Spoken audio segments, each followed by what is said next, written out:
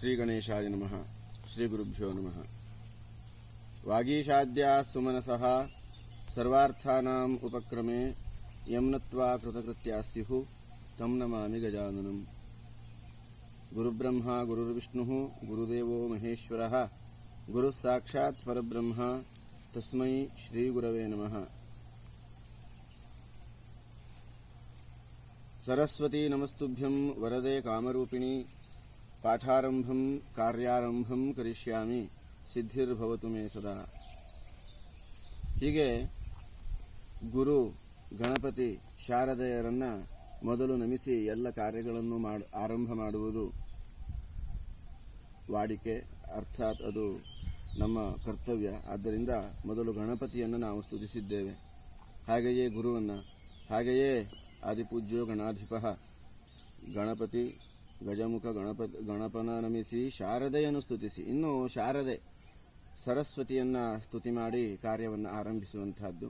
ಆದ್ದರಿಂದ ದೇವಿಯನ್ನು ಈ ರೀತಿಯಲ್ಲಿ ಅವರನ್ನು ಭಜಿಸಿ ಸ್ತುತಿಸಿ ನಮಿಸಿ ಈ ಒಂದು ಭಾವಾನುವಾದವನ್ನು ಪ್ರಾರಂಭ ಮಾಡುವಂತಹ ಪ್ರಯತ್ನ.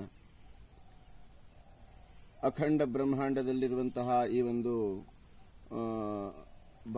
ಬಾಹ್ಯಾಕಾಶದಲ್ಲಿರುವಂತಹ ಒಂದು ಗೂಗಲ್ ಎನ್ನುವಂತಹ ಈ ಪ್ರಪಂಚದಲ್ಲಿ ನಮ್ಮದು ಒಂದು ಇರುವಿಕೆ, ಅಸ್ತಿತ್ವವನ್ನು ಕಾಣಬಯಸಿ ಈ ಒಂದು ಪ್ರಯತ್ನವನ್ನು ಮಾಡ್ತಾ ಇರುವುದಾಗಿದೆ. ಈ ಒಂದು ಯೂಟ್ಯೂಬ್ ಮುಖೇನವಾಗಿ ಈ ಒಂದು ಸಂಭಾಷಣೆಯನ್ನು, ಪ್ರಚಲಿತದಲ್ಲಿಡುವಂತಹ ಸಂಭಾಷಣೆಯನ್ನು ಪುನಃ ಪುನಃ ದರ್ಶನ ಮಾಡುವಂತಹ ಪ್ರಯತ್ನದೊಂದಿಗೆ ಭಾವಾನುವಾದ. ಭಾವ ಅಂದರೆ ನಮ್ಮ ಇಚ್ಛೆ, ನಮ್ಮ ಅನಿಸಿಕೆ, ಅದನ್ನು ಅನುವಾದಿಸಿ ಹೇಳುವಂತಹದ್ದು. ಒಂದು ಸ್ತುತಿಯನ್ನಾಗಲಿ, ಸ್ತೋತ್ರವನ್ನಾಗಲಿ, ಒಂದು ಸುಭಾಷಿತದ ಶ್ಲೋಕವನ್ನಾಗಲಿ ಅಥವಾ ಕನ್ನಡದ ಒಂದು ಪದ್ಯವನ್ನಾಗಲಿ ಯಥಾಶಕ್ತಿ ನಮಗೆ ತಿಳಿದಂತಹ ಭಾವದಲ್ಲಿ ಅನುವಾದಿಸಿ ಜನರೊಂದಿಗೆ ಯೂಟ್ಯೂಬಿನಲ್ಲಿ ಹಂಚಿಕೊಳ್ಳುವಂತಹ ಒಂದು ಪ್ರಯತ್ನ ರೂಪವಾಗಿ ನನ್ನ ಕಾರ್ಯಾರಂಭ ಮಾಡ್ತಾ ಇದ್ದೇನೆ. ಆದ್ದರಿಂದ ಇದಕ್ಕೆ ಭಾವಾನುವಾದಿ ಎಂಬುದಾಗಿ ನಾಮಕರಣದೊಂದಿಗೆ ಆರಂಭಗೊಂಡಿರುವಂತಹ ಈ ಒಂದು ಕಾರ್ಯವಾಗಿರುವ ಕಾರಣ ಮೊದಲು ಭಾವವನ್ನು ನಾವು ಗಣಪತಿಯ ಸ್ತುತಿಯ ಭಾವವನ್ನೇ ಅನುವಾದಿಸುವ. ವಾಗೀಶಾದ್ಯಾ ಸುಮನಸಃ ಸರ್ವಾರ್ಥಾನಾಂ ಉಪಕ್ರಮೇ ಯಂ ನತ್ವಾ ಕೃತಕೃತ್ಯಾಃ ಸ್ಯುಃ ತಂ ನಮಾಮಿ ಗಜಾನನಂ. ಬ್ರಹ್ಮನೇ ಮೊದಲಾದಂತಹ ಎಲ್ಲ ದೇವತೆಗಳು ಕೂಡ ಸರ್ವ ಅರ್ಥಾನಾಂ ಉಪಕ್ರಮೆ, ಎಲ್ಲ ಕಾರ್ಯಗಳ ಪ್ರಾರಂಭದಲ್ಲಿ ಯಂ ನತ್ವಾ ಕೃತಕೃತ್ಯಾಃ ಸ್ಯುಃ, ಯಾರನ್ನ ನಮಿಸಿ ಕೃತಕೃತ್ಯರಾದರೋ. ಕೃತಕೃತ್ಯತೆ ಅನ್ನುವಂತಹದ್ದು ಬರುವುದು ಎಲ್ಲಿ? ಜೀವನದ ಕೊನೆಯಲ್ಲಿ. ಅಂತಹ ಒಂದು ಮೊದಲಿನಿಂದ ಸರ್ವಕಾರ್ಯೇಷು ಸರ್ವದಾ, ಎಲ್ಲ ಕೆಲಸಗಳಲ್ಲಿ ಯಾವಾಗಲೂ ಕೂಡ ವಿಘ್ನಗಳನ್ನು ಪರಿಹರಿಸುವವ ಗಣಪತಿಯೇ ಆದ ಕಾರಣ ಜೀವನದ ಯಶಸ್ಸನ್ನು ತಂದುಕೊಡಲು ಮೊದಲು ಗಣಪತಿಯಲ್ಲಿಯೇ ನಾವು ಭಜಿಸಬೇಕು, ಪ್ರಾರ್ಥಿಸಬೇಕು ಎಂಬುದಾಗಿ ಹೇಳಿದ್ದಾರೆ. ಆದ್ದರಿಂದ ಕೃತಕೃತ್ಯರಾದಂತಹ ದೇವತೆಗಳೆಲ್ಲರೂ ಸ್ತುತಿಸಿದಂತಹ ಆ ಮಹಾಗಣಪತಿಯನ್ನ ಗಜಾನನಂ, ಗಜದ ಆನೆಯ ಸೊಂಡಿಲಿನ ಮುಖವನ್ನು ಹೊಂದಿರುವಂತಹ ಆ ದೇವನಾದ ಮಹಾಗಣಪತಿಯನ್ನ ನಮಿಸಿ ಈ ಒಂದು ಕಾರ್ಯವನ್ನು ಆರಂಭಿಸ್ತಾ ಇದ್ದೇನೆ ಎಂಬುದಾದದ್ದು ಮೊದಲನೇ ವಿಚಾರ. ಹಾಗೆಯೇ ಗುರು, ಅಕ್ಷರ ಮಾತ್ರಂ ಕಲಿಸಿದಾತಂ ಗುರು ಎಂಬಂತೆ ನಮಗೆ ಅಕ್ಷರವನ್ನು ಕಲಿಸಿದಂತಹ ಎಲ್ಲ ಗುರುಗಳನ್ನು, ಹಾಗೆಯೇ ನಮಗೆ ಎರಡಿದೆ. ತತ್ ಪದಂ ದರ್ಶಿತಂ ಏನ, ತತ್ ಅದು ಯಾವ ಒಂದು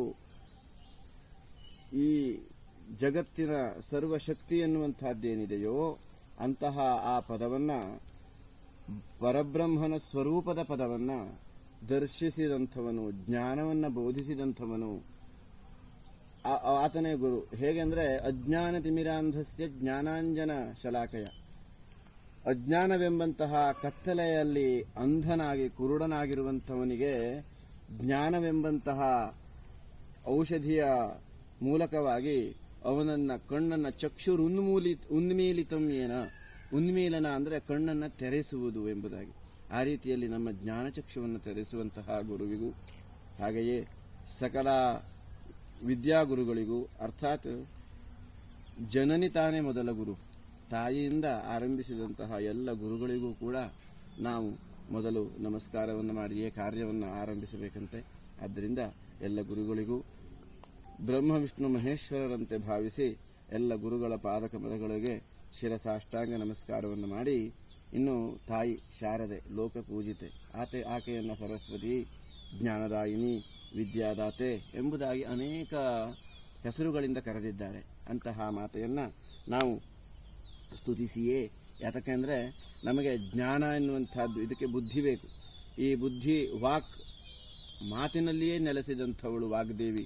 ಆದ್ದರಿಂದ ಈ ಒಂದು ಕಾರ್ಯವನ್ನು ಮಾತಿನ ಮೂಲಕವಾಗಿಯೇ, ಸಂಭಾಷಣೆಯ ಮೂಲಕವಾಗಿಯೇ ನಡೆಸ್ತಾ ಇರುವಂತಹ ಈ ಒಂದು ಕಾರ್ಯದಲ್ಲಿ ಆ ತಾಯಿಯ ದೇವಿಯ ಆಶೀರ್ವಾದ, ಅನುಗ್ರಹ, ಬೋಧೆ ನಮಗೆ ಅತ್ಯಂತ ಅಗತ್ಯವೂ ಅತ್ಯಂತ ಮುಖ್ಯವೂ ಆಗಿರುವುದರಿಂದ ತಾಯಿ ಶಾರದೆಯನ್ನು ನಾನು ಮುಖ್ಯವಾಗಿ ಆಕೆಯ ಪಾದ ಕಮಲಗಳಲ್ಲಿ ಶಿರಸಾಷ್ಟಾಂಗವಾಗಿ ನಮಿಸಿ ಈ ಒಂದು ಭಾವಾನುವಾದದ ಪ್ರಕ್ರಿಯೆಯಲ್ಲಿ ಮುಂದುವರಿತಾ ಇದ್ದೇನೆ.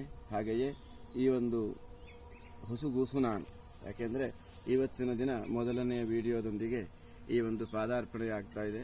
ಆದ್ದರಿಂದ ಎಲ್ಲರ ಸಹೃದಯರೆಲ್ಲರ ಆಶೀರ್ವಾದ ಅತ್ಯಂತ ಅಗತ್ಯ ಎಂಬುದಾಗಿ ಪ್ರಾರ್ಥಿಸಿ ನಮಸ್ಕಾರಗಳನ್ನು ಮಾಡ್ತಾ ಇದ್ದೇನೆ. ಇತ್ಯೋಂ